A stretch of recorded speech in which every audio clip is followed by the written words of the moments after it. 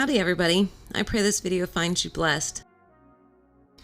So this is a piece of oak that I've had since the spring of this year. A friend of mine had a tree that needed to come down because it was kind of dead standing. So it has a lot of spalting in it, which makes it really cool to see all those different patterns and things that the spalting gives it.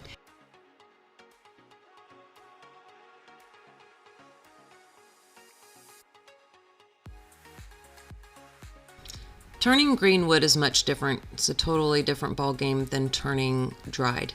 So I'm just going to offer up some tips based upon my experience with the turning portion. Not so much the getting it to the point where you're mounting it on their lathe, because there are so many different ways to process logs and to seal them and what you're to do with them once you're done processing. And we'll just skip over that particular portion for right now, and we'll work on just turning green wood based upon my experience. So for starters, you want to make sure that you put a tenon on your piece. You don't want to do a mortise, and the reason why a tenon is definitely the safer option is because that wood moves as you're turning it. It's drying, it's going under, the water's being slung out of it, and it's starting to dry, and that tenon is going to start taking different shapes.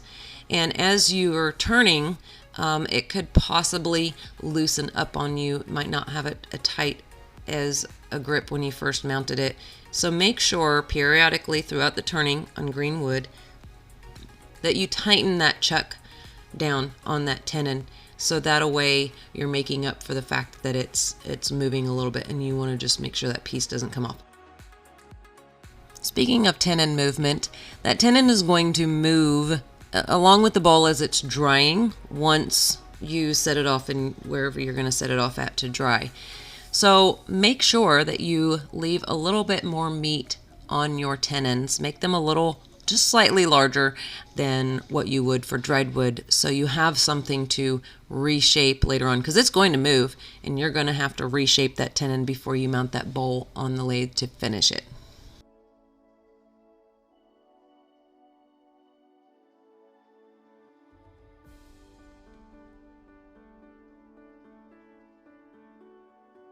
I had a gentleman ask me why I spin my project or piece before I start up my lathe, and he thought that it was because I needed to do that to kickstart my lathe to get it going. And that's not the reason. The reason why I spin my piece, especially after moving my tool rest as I'm turning, is to make sure that everything is clear, that there's nothing hanging off, there's no I didn't see that last minute kind of thing, and you go turn on that lathe and then wham, you have quite a bit of scare and injury, or God knows what can happen. Just make sure you spin your piece after repositioning your tool rest to make sure that it's all clear. Get into that good habit of making sure that your piece is clear of your tool rest every single time. I started that good habit after an experience of not doing that. Thank goodness it happened in the beginning of my turning journey, and so quickly I got into the habit of making sure my tool rest and my piece that I was turning was clear of each other, and I do it without even thinking now.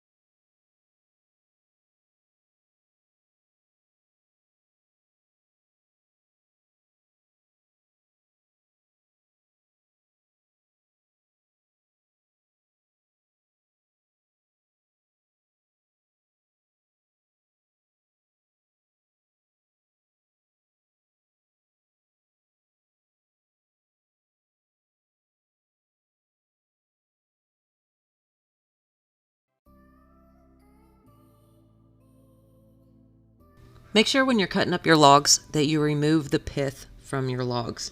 I didn't do that on a lot of these pieces because I thought that I was going to get to them a lot sooner than I did, and now I regret that. I mean, it's not that big of an issue with some pieces, but some of them have really cracked as a result. So it's just a good practice to remove the pith from your logs as you're cutting them, and that way you're not having to deal with it on the lathe or later on down the road when it causes more cracks than what could have happened.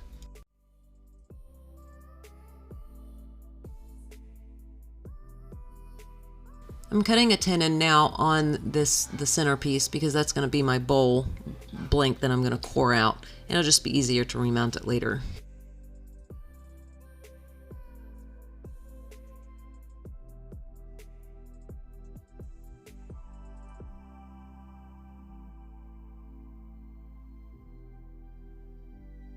When I first set everything up, I originally had planned to use the 11.5-inch knife and then my 9-inch knife.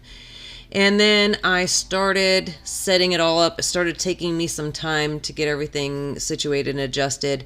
And I decided, you know what, let me just see what it'll do. Let me just experience cutting with it, kind of so I can anticipate what to, expect with the system before I start trying to just perfect the method,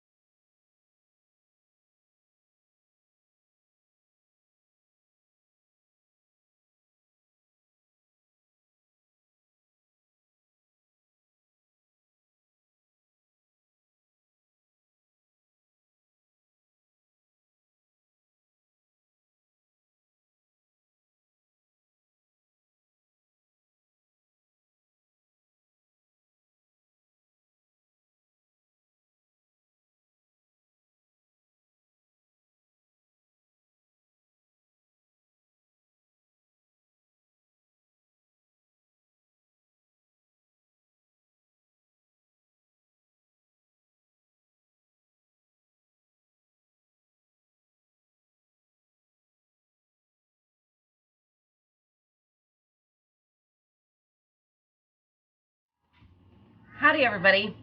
So first I want to talk about the bowl I actually cored, the oak bowl. Now this is my first time using the system, so getting it set up and getting familiar with it, that's why it doesn't look so perfect and it's not done the way it's supposed to.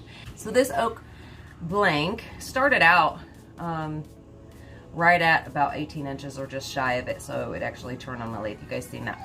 So after rounding it out, it is 13.5 inches in diameter, and it's about 6.25 inches tall when it's laying on its tenon. And as you can tell, this thing is heavy, and a lot of it has to do with the fact that I did not go back after doing the coring and taking some more material out, which I should have, and at that time I had many projects going on, so I was just trying to get an idea of how the coring system worked and move on to other things that I had to get done. So this bowl is not thinned out like it needs to be.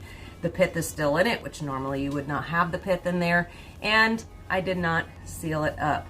There are plenty of videos on how to rough out bowls, the drying process, I'm not going to get too technical and into it because there are many others who are very much more experienced than I and can offer great tips for you as far as that goes. So I'm just going to show you what I did. It doesn't necessarily mean that this is the way to do it. So before you start commenting and correcting me, I'm not claiming that this is just what I did at the time for my own learning and sharing with you my learning process. So this is what I got with this beast. Now the way it's as thick as it is, it's probably gonna take forever to dry, but you know, whatever. It'll dry eventually. The one-way coring system, after you get it all set up and you get an understanding of which direction everything goes, it is a pretty simple, straightforward system. Very intuitive, I should say, as well. Now your base kit that you're gonna need and that you'll purchase separately from the knives is what you see here. You wanna make sure you get the proper clamp block. So depending on what lathe you have, you're gonna have to buy the clamp block, and that is what attaches this to your lathe. And it's just the particular spacing between your bedways is why that has to be purchased separately. And then you get your wrench to tighten and loosen for your, this is where your tool rest would go, and this is where your cutter would go. So here's what you get when you purchase a knife set. You get your knife, your cutter, your handle for the cutter, or for the knife, or whatever you want to call this, and your tool rest, or the knife rest. That's what you put in to the bolt as you go to support your cutter arm. I like being able to purchase those as I go. So you'll buy your base set and then separately, and then you can buy the cutters individually. I purchased just the 9-inch and the 11.5 inch, I think they are, blades, because I have blanks that range more in that size range than I do larger ones.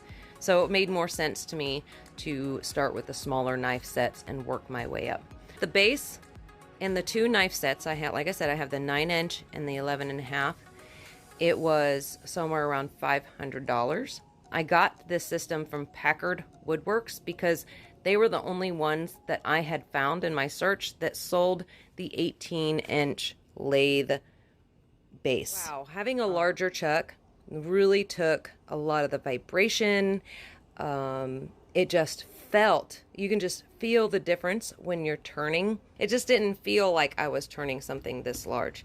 The stability of this chuck and the size of it, oh my gosh, it's 5 inches, and this thing is heavy in itself. My husband and I were joking, and I was looking for the maximum size bowl that this can turn. My husband says this chuck could turn the whole tree, and I agree. I think it could. It's huge, but I love it, and I'm going to be using it for all of my larger pieces. And I have several bowl blanks that I'm cutting up, and hopefully going to get to turning and coring using this system. So I got to try out 2 new products on turning this bowl blank, and I'm impressed with both. The stability that you have with that larger chuck. I have been using my smaller one all this time and never really thought that it made such a big difference, and until you do it, and then you're like, wow. So yeah, if you want to turn a bathtub or the whole tree, definitely get the Titan chuck to do so, because I'm kidding. Yeah, I wouldn't really suggest doing that. But you know. But yeah, I love the difference it makes in turning these larger pieces. And the coring system, like I said, it may seem expensive if you look at everything all at once, but with this system you can purchase parts at a time, as in you buy the base and then say maybe one cutter, and that will run you around $300, and then you just save up money to buy bigger cutters. I hope you guys liked the video. Thank you so much for subscribing. Pray you are all well, and I pray you have a wonderful weekend. Take care, and God bless.